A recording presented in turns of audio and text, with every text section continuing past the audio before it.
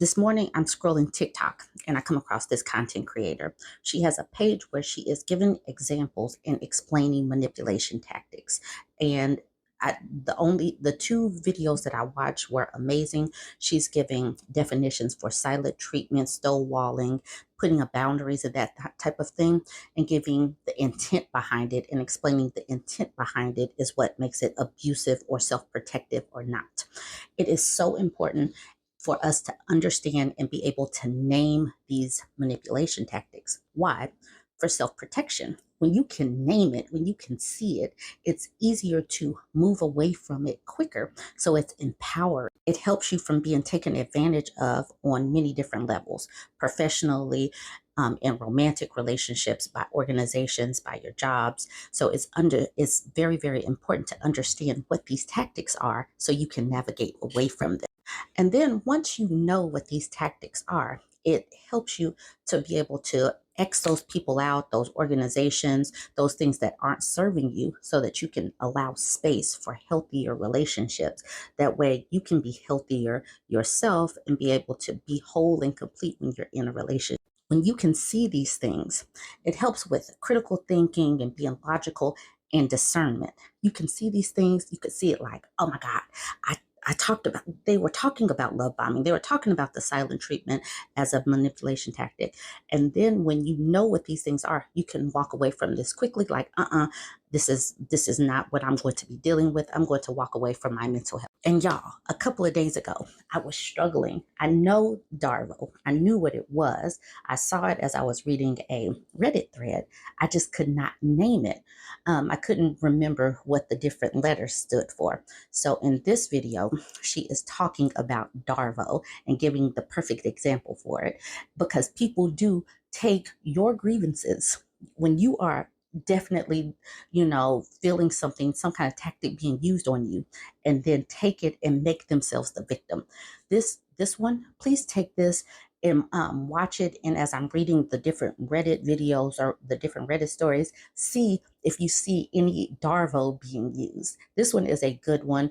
We probably need to talk about DARVO once or twice a month because it happens so often. So if you're on my TikTok page, I'm going to just put the videos where you could click them.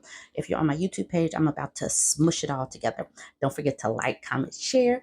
And we're going to use this woman's page and we're going to be talking about these manipulation tactics so that we can see them and get away. She's a runner. She's a track star. We're going to get away from these. We're going to get away. All right. Check her out. I've learned that it's really important to educate yourself on the different abuse terms and tactics because so many of them get misused and weaponized, causing the real victims of abuse to think that they're being abusive. One common one is the silent treatment versus stonewalling versus holding boundaries. The difference between all three of them lies in intent. So let's break it down so we can get clear.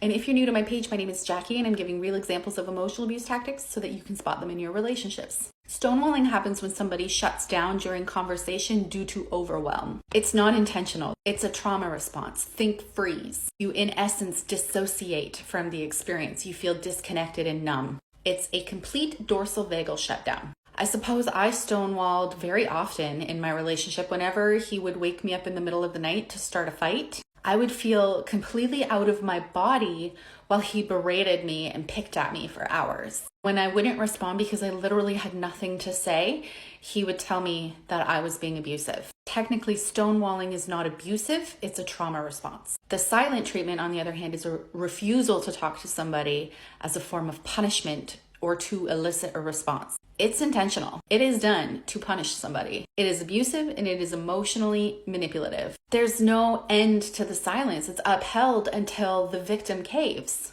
It discourages future disagreement. And there's no intention to resolve the conflict in a healthy way. My ex would give me the silent treatment often whenever I didn't do things that he wanted me to do. And I would never know when the silent treatment was going to end. It ended whenever he decided it was going to end. Typically after I've apologized. Now, when communication stops because of a boundary, the intent is different than stonewalling or the silent treatment.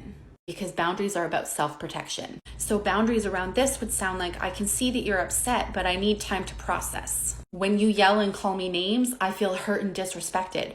We will continue this conversation once you're calm. Boundaries identify what you will tolerate, and they tell the other person what actions you will take to protect yourself. But if there's a history of abuse or manipulation, blocking, going no contact, or physically leaving the room are perfectly acceptable boundaries. This is a perfectly acceptable boundary. Even if the boundary wasn't communicated with appropriate I feel statements, when your requests have been repeatedly disrespected, it is fair to issue a boundary. People should be earning the right to be in your life, and they do that by respecting your needs. Understand these definitions so that when your partner throws them at you and claims that you're being abusive, you're armed with the knowledge to respond accordingly. The best tactics abusers and coercive controllers use is confusion. Don't allow them to confuse you any longer.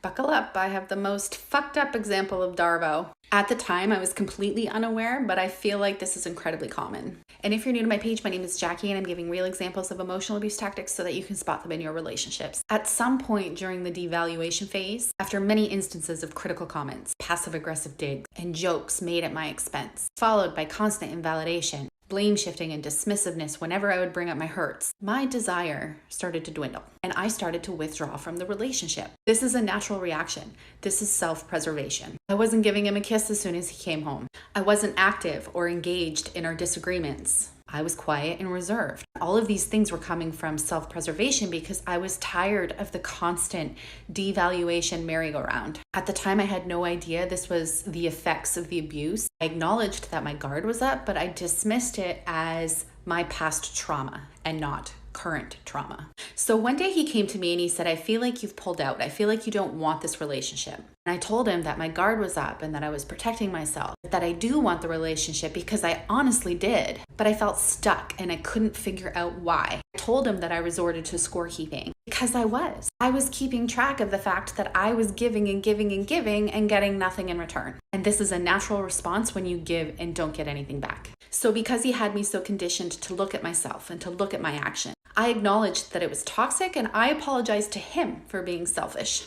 I said, now that I know I'm doing it, I can be more conscious of it and I understand why it's so frustrating for you. Guys, I literally believed this. I believed that I was the one that was toxic in this relationship because of my scorekeeping. Never once stopping to think of the validity of the scorekeeping. So he told me that I needed to figure it out and I needed to stop because it was ruining our relationship. So I came back to him with a request for emotional intimacy. I said I had been feeling disconnected and I really need this in our relationship, and I sent him a link to exercises so that we could build our emotional intimacy. I was direct and I was clear about what I needed. First, he dismissed my idea, called it ridiculous. So I said I was open to ideas if he had any. He said he didn't need an exercise to talk, that I was the one that didn't have anything to say all the time. So I needed to figure out why. So I articulated again that I needed emotional intimacy. I didn't feel safe to express myself. So if he had any ideas, then I was open to them. To which he replied, I came to you with a problem I was having. Funny how you've turned it around and made it about me. They are incapable of seeing how the devaluation plays in the dynamic shift. Then they gaslight you to make you believe that you're the one causing the dynamic shift. I had the answer. Our relationship sucked because there was no emotional intimacy. There was no emotional intimacy because he devalued and dismissed me at every turn, which naturally led to no physical intimacy. Then when they notice there's no physical intimacy, they ask you, what's wrong with you? So you tell them, and now they're the victim. DARVO.